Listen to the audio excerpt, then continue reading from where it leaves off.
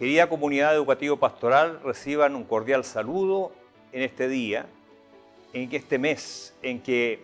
la Iglesia nos invita a centrar la mirada en la Virgen bajo el título de la Inmaculada Concepción. Y vamos a escuchar la voz del Magisterio. ¿Qué es lo que nos dice acerca del tema?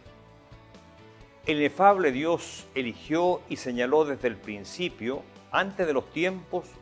una madre para que su unigénito Hijo se encarnara y naciese de ella en la dichosa plenitud de los tiempos.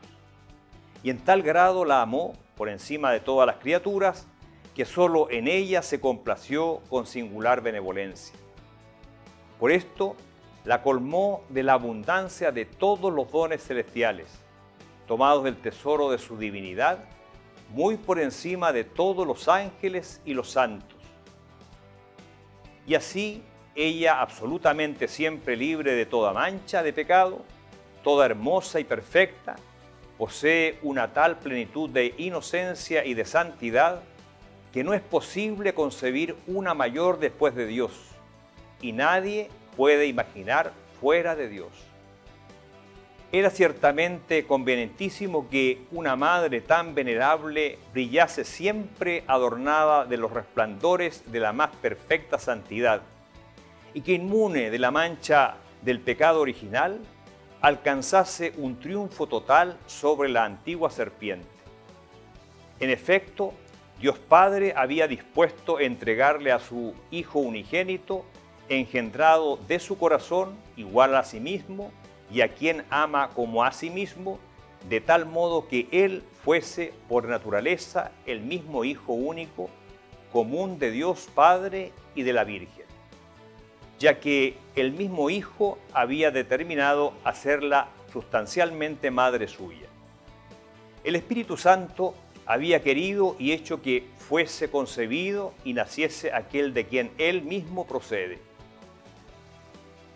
Al considerar los padres y los escritores eclesiásticos de la Santísima Virgen fuera llena de gracia por el ángel Gabriel, por mandato y en nombre del mismo Dios, cuando le anunció la altísima dignidad de Madre de Dios,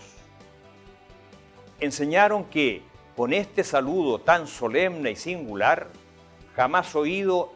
se manifestaba que la Madre de Dios era la sede de todas las gracias divinas y que estaba adornada de todos los carismas del Espíritu Santo.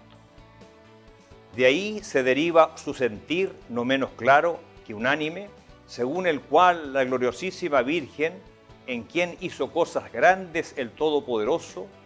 brilló con tal abundancia de dones celestiales, con tan plenitud de gracia, con tal inocencia, que resultó como un inefable milagro de Dios. Más aún, como el milagro cumbre de todos los milagros y digna Madre de Dios, y allegándose a Dios mismo lo más cerca posible, según se lo permitía la condición de criatura, fue superior a toda alabanza, tanto de hombres como ángeles. Por lo cual, para honra de la Santa e Individua Trinidad, para gloria y el ornato de la Virgen, Madre de Dios, para exaltación de la fe católica e incremento de la religión cristiana, con la autoridad de nuestro Señor Jesucristo, con la de los santos apóstoles Pedro y Pablo, y con la nuestra, declaramos, pronunciamos y definimos que ha sido revelada por Dios y de consiguiente debe ser creída firme y constantemente por todos los fieles, la doctrina que se sostiene que la Santísima Virgen María fue preservada inmune de toda mancha de culpa original en el primer instante de su concepción